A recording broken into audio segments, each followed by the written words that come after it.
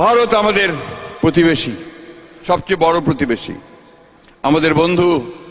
আমাদের যুদ্ধের সময় 1971 যুদ্ধের সময় আমাদের সহযোগিতা করেছিল। আমরা ভারতের কাছে সবসময় প্রত্যাশা করি যে ভারত বাংলাদেশের মানুষের পাশে দাঁড়াবে। কোন একটা বিশেষ রাজনৈতিক দল আওয়ামী লীগের সঙ্গে পাশে দাঁড়িয়ে সে বাংলাদেশের গণতন্ত্রকে ক্ষতিগ্রস্ত করবে না, এই কথা আমরা প্রত্যাশা করি তার কাছ থেকে।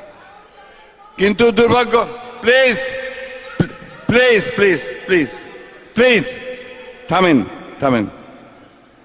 আমরা আশা করি যে ভারত তা যে অতীতে এই যে ভুল করেছে এবং বাংলাদেশের মানুষের সঙ্গে যে বিচ্ছিন্নতা সৃষ্টি করেছে, এটাকে তারা কাটিয়ে ওঠার চেষ্টা করবে এবং তাদের এখন যে কার্যকলাপ যারা বাংলাদেশের বিরুদ্ধে করছে সেই কার্যকলাপগুলোকে তারা বন্ধ করবে। আমাদের খুব কষ্ট হয়। নুরতাজে অর্ডার করে জিতে নিন গাড়ি, বাইক, আইফোন সহ কোটি টাকার পুরস্কার। অর্ডার করতে ভিজিট করুন nurtaj.com। যখন আমরা দেখি অহেতুক মিথ্যা অপবাদ দিয়ে মিথ্যা কথা বলে বাংলাদেশের মানুষকে আবার বিপদে ফেলার চেষ্টা করা হচ্ছে। আগরতলার ডেপুটি হাইকমিশনার অফিস আক্রান্ত হয়েছে, কলকাতায় হাই কমিশনার ডেপুটি হাইকমিশনার অফিসে আপনার আক্রান্ত হয়েছে এবং মিছিল নিয়ে আপনাদের সিলেট দিয়ে ঢোকার চেষ্টা করেছে, বেনাপোল দিয়ে ঢোকার চেষ্টা করেছে। এটা কোন ধরনের বন্ধুত্ব? এটা কোন ধরনের প্রতিবেশীর কাজ?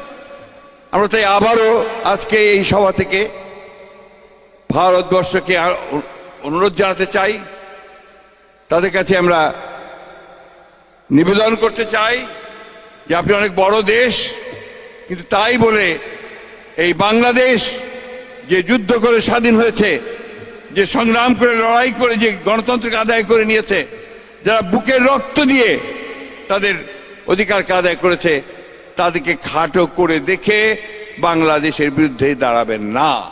কারণ বাংলাদেশের মানুষ কখনোই তা মেনে নেবে না। আমরা আমাদের রাজনৈতিক দলগুলোর কাছে আহ্বান জানাতে চাই যে এই বিষয়ে সবাই আমরা জোট থাকব, একমত থাকব এবং আমরা অবশ্যই আমাদের স্বাধীনতা সার্বভৌমত্বকে অক্ষুণ্ণ রাখার জন্য আমরা সবাই একজোট হয়ে আবার ঐক্যবদ্ধ হব এবং আমরা সেই সংগ্রামে টিকে থাকব। বন্ধুগণ, আমাদের বিগত সরকার, আওয়ামী লীগের সরকার বাংলাদেশের যে ক্ষতি করে দিয়েছে, এটা বারবার আপনাদের সামনে করার কোনো প্রয়োজন আছে বলে মনে করে না।